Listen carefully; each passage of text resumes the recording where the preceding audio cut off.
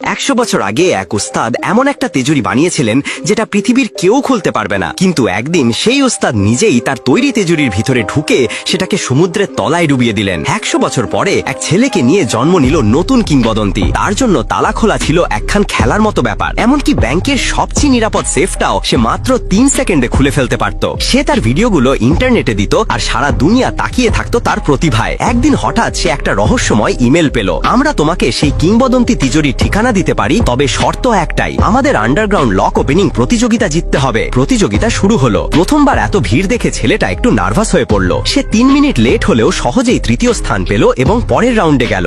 কিন্তু এবার কঠিন পরীক্ষা ছিল। তালার ভিতরে একটা মিউজিক বক্স লুকানো ছিল। তার সুরের মধ্যে তালার ক্লিক শব্দটাই হারিয়ে গেল। এখন শুনে খুলতে গেলে অসম্ভব। ঠিক তখন সে দেখলো পাশের এক লোক চোখ বুঝে তালা খুলে ফেললো মাত্র 1 মিনিটে। সে ছিল জন, গত 10 বছর ধরে চ্যাম্পিয়ন। ফাইনাল রাউন্ডে ছিল দুনিয়ার সবচেয়ে কঠিন তালা, রয়্যাল লক। সময় মাত্র 2 মিনিট। জন এবারও প্রস্তুত ছিল। সে পকেট থেকে সাউন্ড অ্যাম্পলিফায়ার বার করলো। ভিড় গর্জে উঠলো। এইবারও জনই জিতবে। কিন্তু জ্যাক চুপচাপ দাঁড়িয়ে রইল। সে তার হাত তিজুরির দরজায় রাখলো। আশেপাশের ভিড়ের আওয়াজে দরজায় হালকা কম্পন হচ্ছিল, আর সেই কম্পনগুলো সে নিজের হাতে অনুভব করছিল।